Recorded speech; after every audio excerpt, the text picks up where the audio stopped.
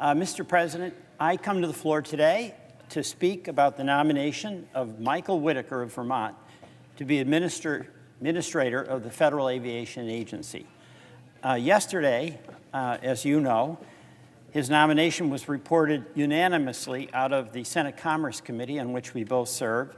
That was by voice vote, with all the members of the Commerce Committee overwhelmingly agreeing in a bipartisan fashion that Mr. Whitaker should lead the FAA. And this is welcome after 18 months of having no one leading the FAA. It's not surprising that he got such strong support. Why? Michael Whitaker is immensely qualified with over 30 years of experience in aviation, both in the public sector and in the private sector. His background and knowledge of the industry is formidable. First, Michael is a longtime aviator, so he's got practical concern about safety in the air and personal experience about flying.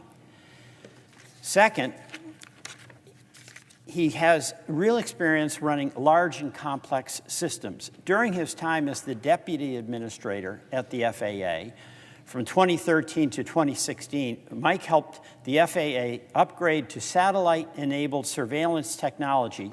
He managed cybersecurity threats and chaired an interagency committee coordinating safety and security enhancements in our airspace. He made flying safer. Third, he has relevant private sector experience. While in the private sector, Mike has worked on strategy operations for some of the world's largest travel companies. They include United Airlines, Interglobe Enterprises, and Transworld Airlines.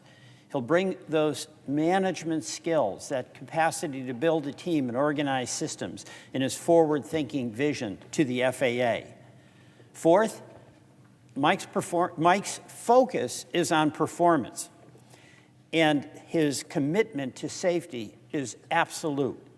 That's something that the FAA is primarily responsible for, and it is an awesome responsibility that Mr. Whitaker has taken seriously every day of his life while he has served both private and public positions in aviation.